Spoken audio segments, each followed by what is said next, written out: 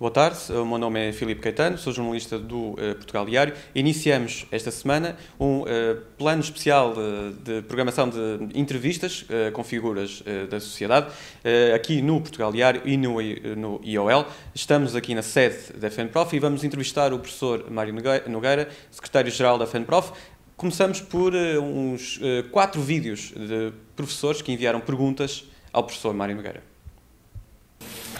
Portanto, o que eu penso é que, se até este momento os professores mostraram em força qual é a sua posição relativamente à avaliação, o que é que se passa agora para que estejamos a sentir que a avaliação passou para um segundo plano e passa para o primeiro plano de luta, a revisão do Estatuto da Carreira Docente. Nós queremos saber o que é que pensa fazer, dado que nós precisamos de paz de espírito, de serenidade entre as escolas.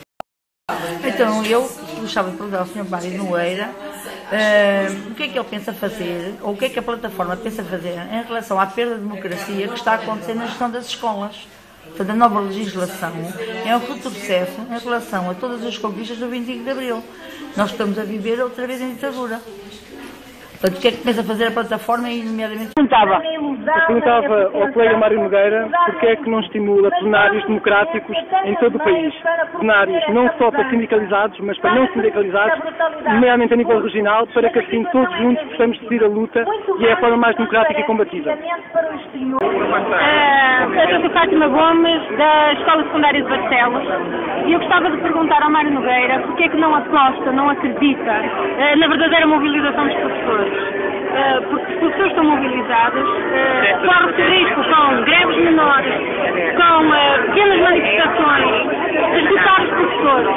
Nós daremos mostras da nossa capacidade de mobilização, do nosso profissionalismo, da nossa preocupação em manter o equilíbrio nas escolas, mas durante um ano o Governo, o Presidente da República não nos quis ouvir.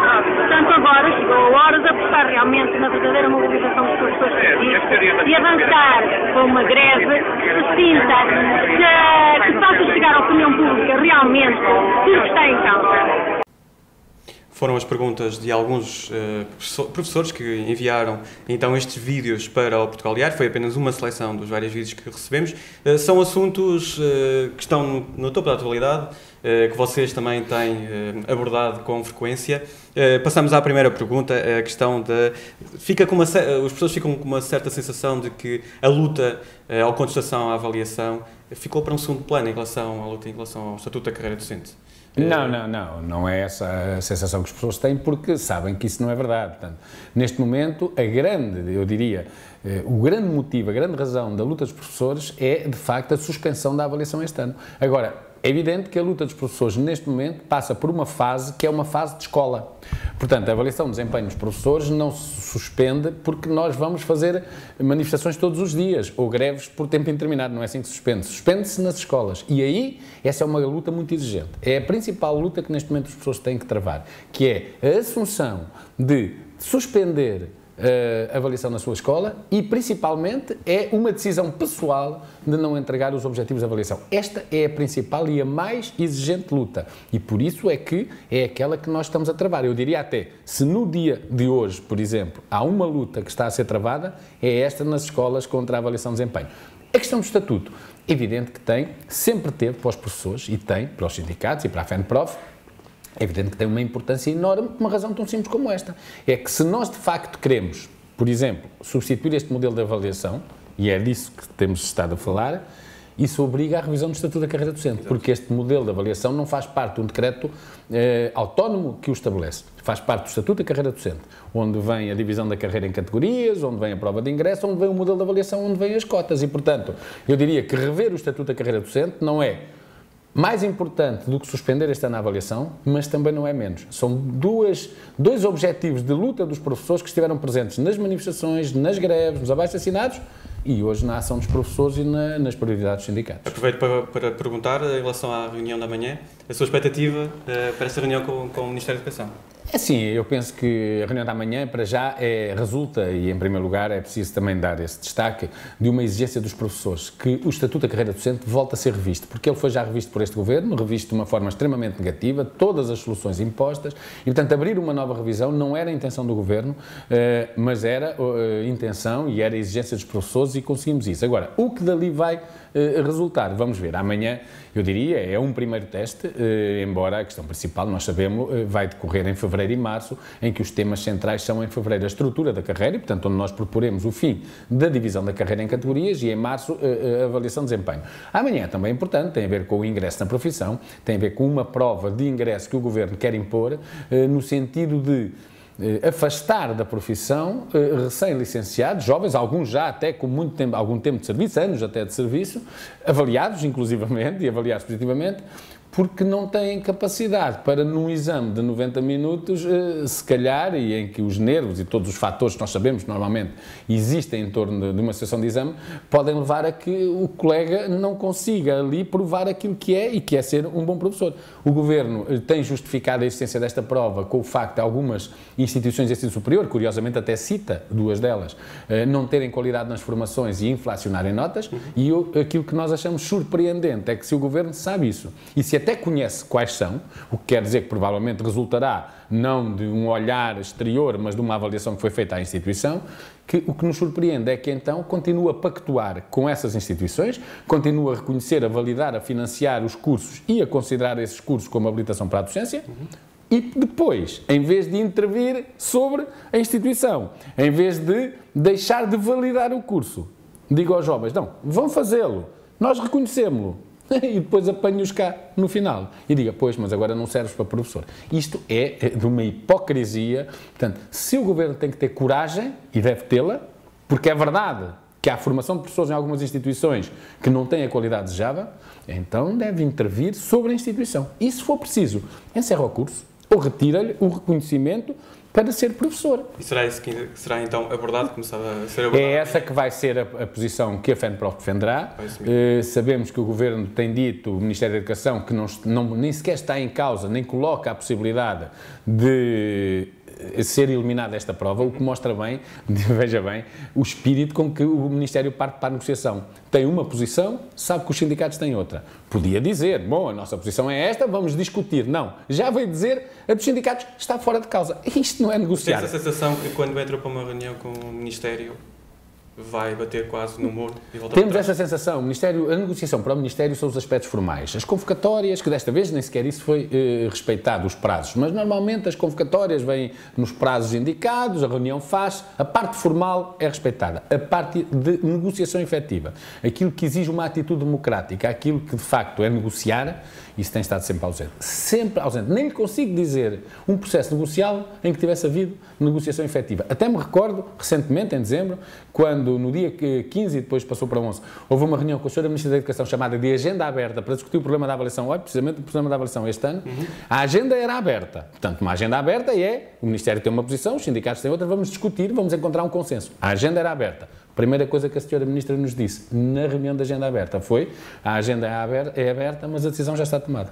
Foi assim que a reunião começou. E, portanto, isto é muito complicado e tem sido muito difícil negociar, e só conseguimos, por exemplo, agora abrir este processo porque a força e a luta dos professores impôs que ele se abrisse. E é precisamente reforçados com essa luta e reforçados com esta determinação e esta força que os professores têm tido na ação, que nós vamos iniciar amanhã um processo negocial que espero eu, que com esta força que nós levamos e que os professores nos têm dado, possa então terminar de outra forma, e também com o Ministério a ter que reconhecer que não são só as suas propostas que valem.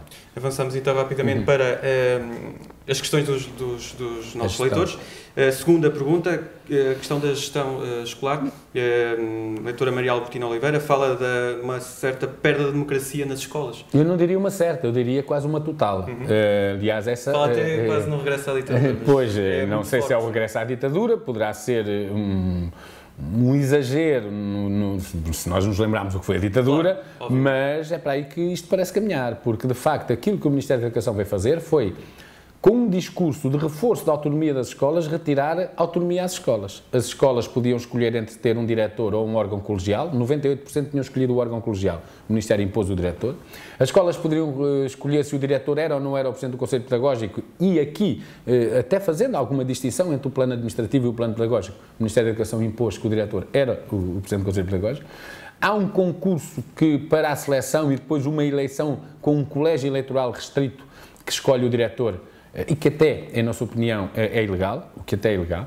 Temos já, e já agora dizer, porque no combate com estas ilegalidades e ao próprio conteúdo do decreto, nós pensamos que há até alguma matéria de legalidade duvidosa, nomeadamente a questão da eleição dos diretores. Pedimos a um juiz conselheiro jubilado, o Dr. Guilherme da Fonseca, que nos fizesse um parecer, que fez, e com ele nós temos estado em diversos planos a agir. Não podemos ir diretamente ao Tribunal, que isso não é possível, mas esse parecer suportou, por exemplo, uma petição que entregámos na Assembleia da República, que a maioria absoluta rejeitou, ainda assim, entregámos na Provedoria de Justiça e temos utilizado para que possamos disputar de alguma forma, e é isso que procuramos também, uma declaração de ilegalidade, eventualmente até ao Tribunal Constitucional, só que nós não podemos recorrer diretamente, portanto isto tem os procedimentos próprios, não é, que a lei estabelece e que nós temos que respeitar, mas nós estamos convencidos, e é pelo menos aquilo que da nossa reflexão temos concluído, de que existe, para além da questão política, que é, porque há aspectos que não são ilegais, embora nós discordemos, designadamente este modelo unipessoal de gestão, esta direção, este diretor que é de facto o tentáculo da administração educativa dentro da escola e que tem um objetivo claro que não é tanto ter uma gestão que assente na vertente pedagógica, mas mais os aspectos administrativos e financeiros. Portanto, nós pensamos que uma escola não é propriamente uma empresa, há aspectos que têm que ser tidos em conta no plano pedagógico e, portanto, deve ser essa a vertente que se sobreleva. A senhora Ministra tem nos seus discursos desvalorizado sempre o plano pedagógico, o Conselho Pedagógico, tem sempre posto em segundo plano e, portanto, para além desta, digamos, divergência política que tem, o que é que deve ser a gestão de uma escola, depois temos ainda os aspectos também do âmbito da legalidade e nesses temos estado a intervir, a agir e, como lhe disse, tendo mesmo recorrido a um parecer de um conselheiro do Tribunal Constitucional, que está jubilado neste momento, mas que não deixa de ter essa qualidade. A terceira pergunta é do André Pestana. Porquê é que não estimula plenários democráticos em todas as escolas, a todos os distritos, depois, não só para sindicalizados, mas sei que isso já foi feito. Não, depois, pronto, o André às vezes pode se ter distraído, isso às vezes acontece, todos nós nos distraímos de vez em quando, não é? Mas, de facto, isso foi feito ainda muito recentemente, no dia 13. Portanto, no dia 13 nós fizemos em todas as escolas, aliás, em primeiro lugar dizer, não há reuniões sindicais só para sindicalizados, até seria ilegal. Todos os professores, sejam ou não sejam sindicalizados, estão abrangidos no plano legal, não é? Para participar em reuniões, têm direito a 15 horas por ano. E, portanto, nunca os sindicatos fizeram reuniões só para sindicalizados. Quanto muito são os órgãos sindicais, as suas Assembleias Gerais de Sócios, para decisões às vezes internas, mas as reuniões são abertas. Fizemos isso, como disse, no dia 13 e tivemos uma participação de milhares e milhares de pessoas em todo o país, com aprovação de posições e de moções que foram enviadas ao Ministério da Educação.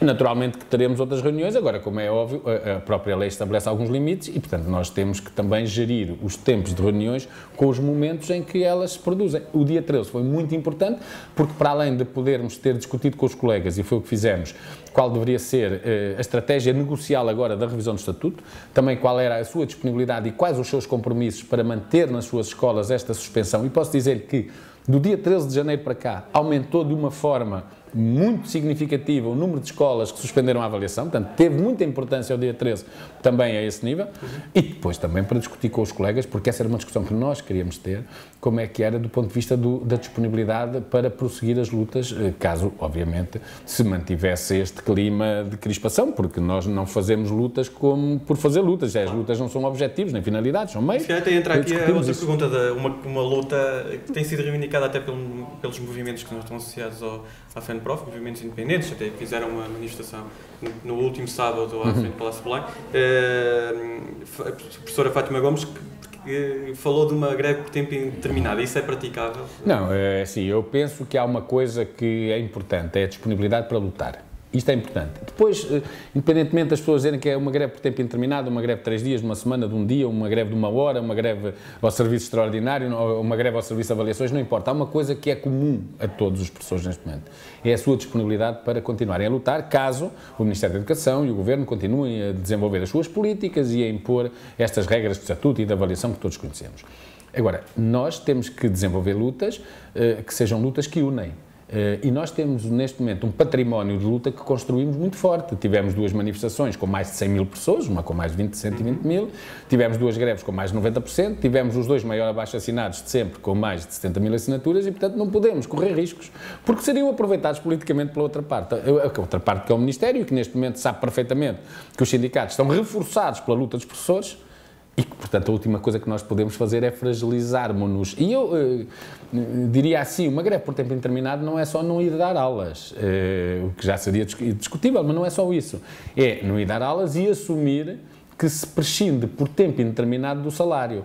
E os professores, como todos sabemos, quando nós temos que fazer, às vezes, greves, por exemplo, uma das coisas que alguns colegas colocaram foi entre 3 de dezembro e 19 de janeiro, passar apenas 1 mês e meio, e no mês e meio, 2 dias de greve, são, em muitos casais, 4 dias de salário, que tem peso. E, portanto, eu não posso dizer, a FENPROF e os sindicatos não podem dizer às pessoas, vocês agora prescindem todos dos salários, essa coisa de pagar a casa, de pagar o carro, de comprar comida e de pagar a educação dos filhos, pá, vocês agora põem isso tudo em stand-by porque as pessoas vivem do seu salário. E, portanto, mesmo admitindo, vamos admitir, e eu admito que sim, que houvesse 15 mil professores que fizessem essa greve, e estamos a falar já de um número muito significativo, 15 mil, estamos a falar de 10% dos professores. Estamos a dizer que 90% dos professores não a fariam.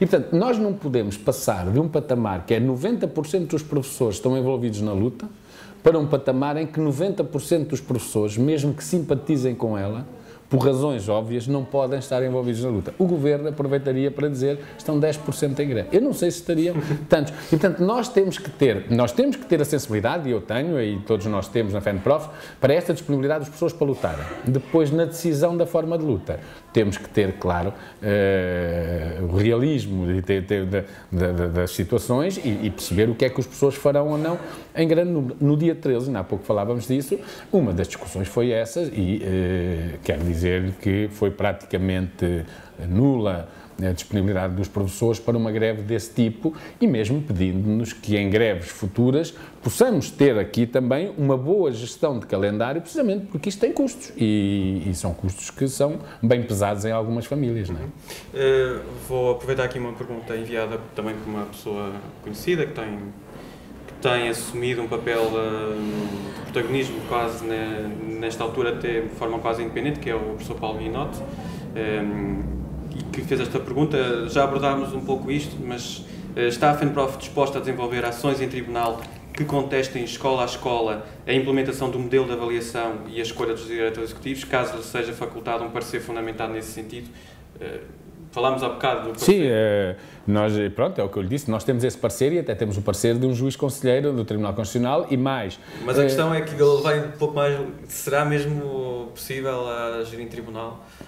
Pois, por exemplo, há coisas que não basta querer. Por exemplo, dizer-lhe assim, em relação à atual simplificação da avaliação de desempenho. Ainda que nós quiséssemos avançar, por exemplo, com uma providência cautelar para tribunal, não podemos, porque dada a natureza do próprio diploma legal, só o Ministério Público é que o pode fazer. Portanto, às vezes, não basta nós acharmos que se pode ir ou que há uma ilegalidade. E depois a própria matéria. Por exemplo, uma das ilegalidades que estão identificadas nesta simplificação é o facto do Decreto-Lei da avaliação prever como um dos parâmetros obrigatórios na avaliação a consideração dos resultados escolares dos alunos. A simplificação retirou.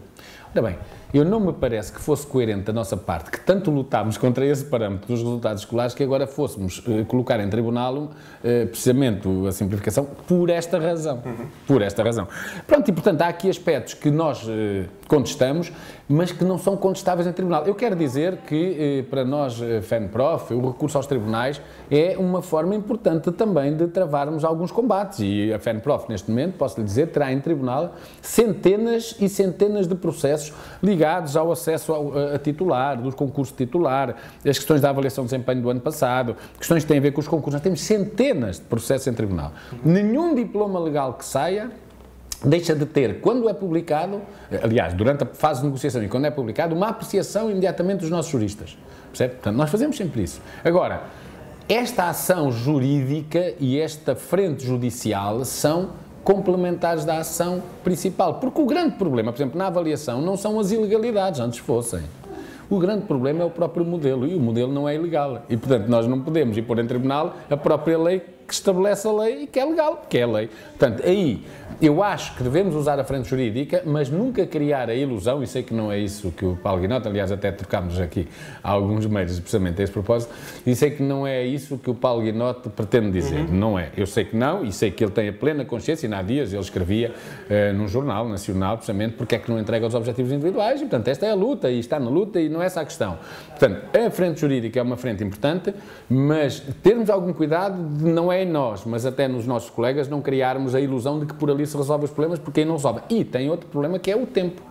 Por exemplo, se nós optássemos apenas, e sei que não é isso, mas se optássemos apenas pela frente jurídica, por exemplo, para combater a avaliação, há pouco uma colega perguntava isso, não é? Nós podíamos ter uma resposta daqui a 4 ou 5 anos. Isto é, e até nos podia ser favorável. Daqui a 5 anos, ficávamos a saber que tínhamos razão.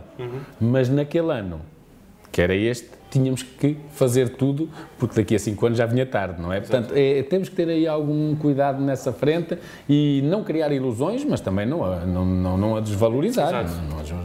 É uma forma. Professor, entramos numa fase final em que houve muitas perguntas de professores, mas também muitas perguntas de sociedade civil, normal, de pessoas que até não entendem muitas vezes a contestação dos professores.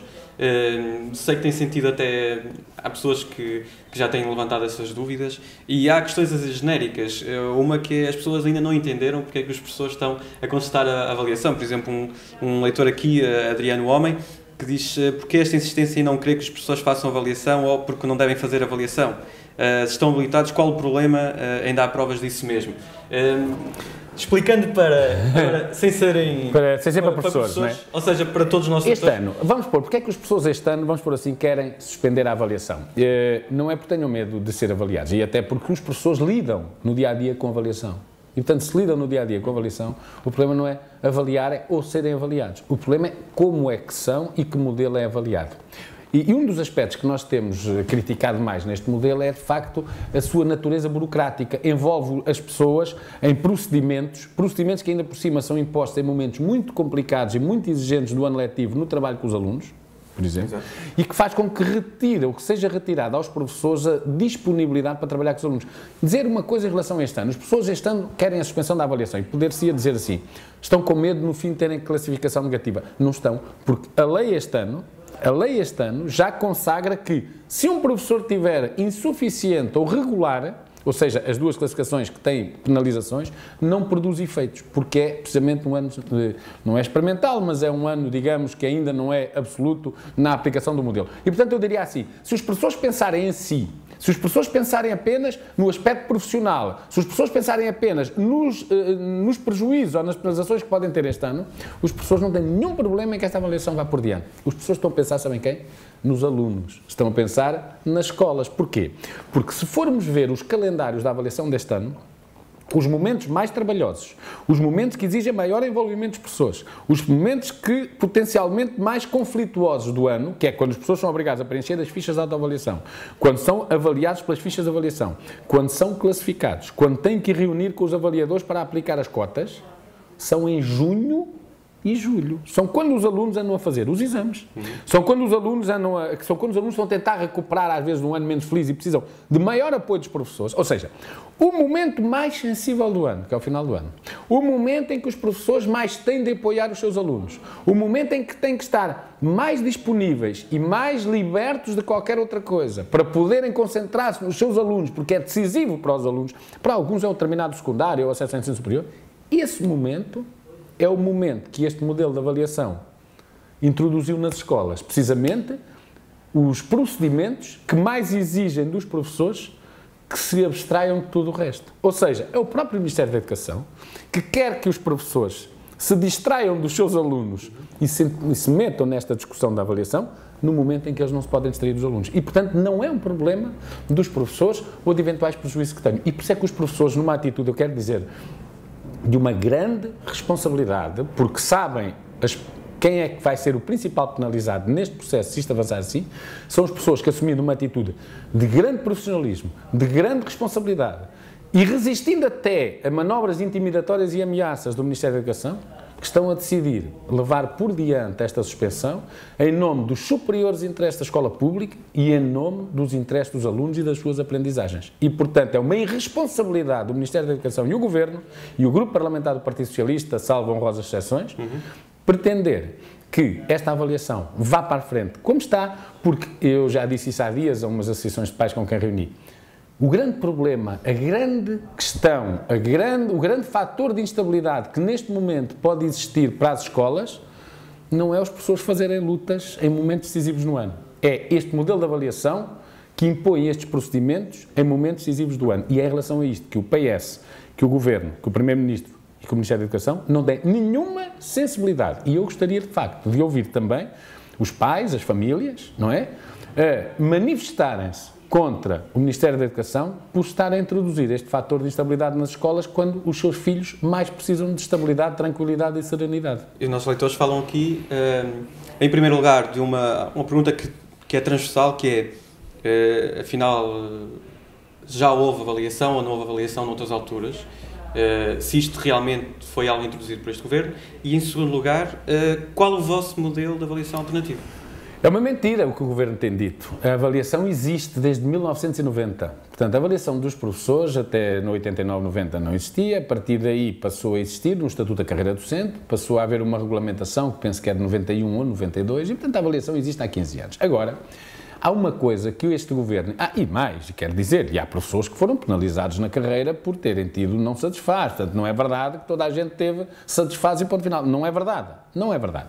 Mas também, e isto é verdade, o Governo tem acusado o anterior modelo de avaliação, em relação ao qual nós também tínhamos críticas, não era o nosso modelo, foi o modelo que vigorou, pronto. Mas em relação ao modelo, o Governo, uma das acusações que fazia é que não havia diferenciação. Isso é, as pessoas tinham todas satisfaz e não podiam ter bom ou muito bom se fossem bons ou muito bons. Isto é verdade. Agora, é verdade porquê? Porque durante os 15 anos em que vigorou esta avaliação, o anterior modelo, nunca nenhum Governo, não foi este apenas, este até teve lá pouco tempo com o modelo, esteve disponível, e nós exigimos tanta vez, para regulamentar isso. Porque a atribuição, a diferenciação, o muito bom, o bom, o satisfaz, não satisfaz, estava no modelo anterior. Só que a atribuição do bom e muito bom tinham que ser, do bom não, mas também não tinha efeitos, mas do muito bom tinha que ser regulamentado. E eles nunca quiseram regulamentar. Porquê? Porque tinha consequências que eram, quem tivesse muito bom acelerava algum tempo na sua carreira, progredia mais rapidamente e, portanto, tinha vantagens no plano até também remuneratório. Exato. E isto era despesa, eles não regulamentaram. Portanto, só não houve muito bom. E quero até dizer que os sindicatos, inclusivamente, apoiaram em tribunal colegas que se achavam no direito de serem classificados muito bom, porque estava previsto na lei, e que não podiam por ausência de regulamentação. Portanto, a crítica que o Governo faz é uma crítica que tinha que fazer não aos professores, não aos sindicatos, não ao modelo. Era aos governos que o antecederam por nunca terem feito o que deveriam. Agora, em relação àquilo que nós pensamos que a avaliação, o problema da avaliação é um problema complexo. Porquê? Porque nós, quando falamos em avaliação, muita gente pensa assim, avaliação para quê? A primeira coisa é, para que é que serve a avaliação? Das duas, uma. Ou serve para que nós, para progredir, ou serve para sermos melhores professores. Isto é, o Governo tem um modelo que, fundamentalmente, pretende estabelecer os ritmos de progressão, atribui regular aos professores. Exato. E se os professores estiverem regular, perdem os 2 anos em avaliação, mas não deixam de ser professores, continuam a ser professores. E eu penso que isto não serve aos alunos, às escolas, à sociedade. O que é que me interessa a mim? Ter um modelo cujas consequências são: tu tens regular, não progrides. Portanto, não progrides, ganhas menos. Mas, de resto, até és um ótimo professor, porque ficas barato. Quer dizer, não é isto que se quer da avaliação. Uma avaliação só tem sentido se for uma avaliação formativa. Se for uma avaliação que serve para identificar as dificuldades, as carências, os problemas que um docente tem no seu desempenho e, a partir dessa identificação e do diagnóstico que é feito ao desempenho dos professores, se poder avançar com estratégias de superação dos problemas, que podem ser através da formação, através do acompanhamento, através de estratégias do mais diverso tipo. Agora, serve é para isto. Depois, deve ter ou não ter consequências na carreira? Nós também defendemos que sim, mas esses devem ser, eu vou usar esta expressão, que esses devem ser os efeitos colaterais. Isto é, se a pessoa se distingue pelo mérito deve ter algum benefício, se a pessoa se distingue negativamente deve ter alguma penalização, mas esses são os efeitos colaterais, porque o mais importante para mim não é que as pessoas não progridam, o mais importante para mim é que as pessoas sejam melhores profissionais, o mais importante para os alunos, o mais importante para as escolas, o mais importante para a sociedade, e esta é a grande diferença. O Ministério da Educação, se reparar, não tem mesmo essa preocupação. Por exemplo, este ano a simplificação. A avaliação do Ministério tem duas componentes, uma administrativa e uma científico-pedagógica. O Ministério simplificou. O que é que deitou fora? A componente científico-pedagógica. Quer dizer, porque é isso que não lhes interessa para nada. O que lhes interessa é a parte científica. Basicamente... Outra coisa ainda que eu acho que é só importante também, que é a questão do mérito. Quer dizer, nós temos que distinguir o mérito, certo? Tem. Mas o mérito distingue-se como? Pelo mérito, isto é, se nós somos dois e temos o mesmo mérito naquilo que é o nosso desempenho profissional, porque é que há de haver uma cota que diz, pois está bem, vocês têm os dois o mesmo mérito, mas a cota só deixa que seja um. Portanto, um de nós, tendo o mérito do outro, não vai poder ter a classificação. Nós não achamos que todos devam chegar ao topo da carreira porque, como o vinho do Porto, quando se envelhece é melhor, não é isso, nem achamos que todos têm que ter a mesma classificação, porque são todos iguais. Não, são todos semelhantes, há, digamos, um grande grupo que é mais ou menos semelhante do ponto de vista do desempenho, e depois há uns que se distinguem pela positiva, outros que se distinguem pela negativa. Mas tem que se deixar que cada um possa ser reconhecido e distinguido por que ele vale, e não por aquilo que já está estabelecido administrativamente, que é, uma escola tem 100 professores, 10 podem ser excelentes, mas a cota só deixa que sejam 5. Até podem ser só 2, e então nem há problema. Mas e se forem 8? E se forem 10? Isto é, e este é um dos problemas maiores que nós hoje temos. Mas como princípio, a questão do mérito, e estabelecer o mérito, até para premiar os professores que se esforçam, porque há professores que se esforçam muito, nós também sabemos que há professores que não se esforçam tanto como deviam. É como os pais, é como os advogados, é como os padreiros, em todas as profissões. Mas nós achamos isso. Premiar ou favorecer... Como é que se pode distinguir? Só se pode distinguir o mérito tendo um modelo de avaliação que permita a distinção do mérito. E que, portanto, seja um modelo exigente, rigoroso, mas que seja um modelo que seja centrado na escola... Não, os efeitos práticos, a proposta da FENPROF é que, no plano prático, se quiser, o professor... Primeiro, para se poder distinguir do mérito, aquilo que nós propomos é que o professor possa, a seu pedido, requerer a observação de aulas. É que o professor tenha, em determinado momento da sua profissão, não apenas a avaliação que é feita, digamos, para todos, normal, mas ele mesmo possa requerer e ser submetido a uma análise curricular. Nós defendemos isso. Agora, o que nós já não defendemos é que depois, professores que tendo, através destes mecanismos, não é, conseguido que o seu mérito seja, de facto, reconhecido, ao fazer-se a distinção, não se possam distinguir todos aqueles que viram reconhecido, porque há uma cota que diz, calma lá, que só alguns. Portanto, o nosso grande problema não é que se distinga o mérito. O nosso grande problema não é que se faça a diferenciação. O nosso grande problema é que, e agora usando uma linguagem de senso comum, é que na escola do lado, porque o corpo docente é, do ponto de vista da qualidade, tem menos qualidade. Até todos os que merecem têm direito a ser distinguidos e a ter o excelente, e na escola daqui, que tem um corpo docente extraordinário, professores que, no seu desempenho, são melhores que o da escola do lado, só porque a cota já não deixa, vão ficar de fora e vão ter uma classificação inferior. E isso é uma perversão que as cotas introduzem e que nós nunca aceitaremos. Muito bem. Professor, vamos para uma última questão, um bocado para descomprimir, e é uma questão... Que também houve pessoas que muitas vezes também não entendem muito bem a luta que é feita pelos sindicatos, no seu caso. E se me permite, são perguntas que de facto chegaram. Por exemplo, do David Rodrigues. Há quantos anos é que o professor não leciona? Em que área se licenciou e em que áreas é que lecionou? Deixou de progredir na carreira mesmo sem lecionar? Portanto, são perguntas... Sim, são perguntas que têm a ver no plano pessoal. Como qualquer dirigente sindical, é assim, o exercício da atividade sindical está regulada constitucionalmente e nenhum trabalhador em Portugal, depois do 25 de Abril, no tempo do fascismo, sim, quando se tinha atividade sindical, no tempo do fascismo até se ia preso. era-se despedido, não se tinha progressão de carreiras. Hoje em dia, infelizmente, já vemos isso em algumas empresas, precisamente perseguições aos dirigentes e aos delegados sindicais, penalizações, tudo isso já vemos. Mas isto é inconstitucional. A Constituição diz que nenhum trabalhador, desde que eleito democraticamente, pode ser penalizado na sua vida profissional, porque senão estaríamos numa sociedade ditatorial, como dizia a colega do início, e estaríamos a regressar ao fascismo. Claro. Pronto, e portanto, eu, como qualquer trabalhador e outros professores que são dirigentes sindicais, obviamente, que estando na atividade sindical para a qual somos eleitos democraticamente pelos associados, não podíamos ter penalização na carreira, porque nem isso poderia ser de outra forma, a não ser que regressássemos ao fascismo, e aí eu até admito que já estivesse preso, mas felizmente não estamos, muitos combatemos. Eu, enquanto jovem, o meu pai, enquanto já homem maduro, combatemos o fascismo para podermos ter democracia, portanto estamos aqui à vontade e sem nenhum problema. E, portanto, eu deixei... também há espaço para estas perguntas. E, portanto, exatamente, e para responder, mas que é preciso também dizê-las, não é? Claro. Portanto, eu sou secretário-geral da FENPROF há ano e meio, eleito democraticamente em congresso que reuniu delegados de todo o país, naturalmente estamos a falar de sindicalizados nos sindicatos professores, e assumo funções de direção, algumas de coordenação e outras, antes disso, sem ser de coordenação, do Sindicato de Professores da Região Centro. Por essa razão, e esta eu vou-lhe dizer, é quase uma exigência que foi colocada aos sindicatos, eu fiquei a tempo inteiro no sindicato há cerca de 20 anos. E porquê? Porque não era assim que nós fazíamos, mas os professores, como qualquer trabalhador em Portugal, têm direito a 4 dias, os dirigentes sindicais, por mês para faltar. E nós tínhamos um problema nas escolas. Era que, faltando 4 dias por mês, que é um direito que não nos pode ser negado a qualquer dirigente sindical, ao fim de 10 meses nós tínhamos faltado 40 dias por mês. Não se pode faltar 40 dias por mês aos alunos e, portanto, eu acho que toda a gente reconhece que faltar 4 dias por mês aos alunos significa prejudicar os alunos. E, portanto, já do tempo de, na altura, Ministro João Deus Pinheiro, foi encontrada uma solução que permitiu o quê?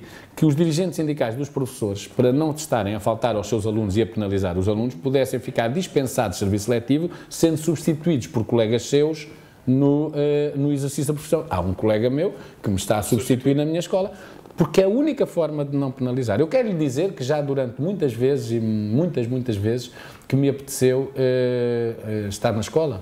Só que isso é uma impossibilidade. Eu quero dizer que já recusei por 2 vezes convites até para lecionar no ensino superior, na área da formação de professores, mas que não pude ir porque eu gosto de ser sério nas coisas em que estou. E ser sério significa entregar-me completamente. E entregar-me completamente significa estar disponível das 9 da manhã à meia-noite para trabalhar a tempo inteiro no sindicato. Eu quero lhe dizer que sou de Coimbra, que vivo em Coimbra, que sou efetivo numa escola a 5 minutos da minha casa, onde posso ir a pé, mas que assumi esta responsabilidade e assumo-a com todas as consequências.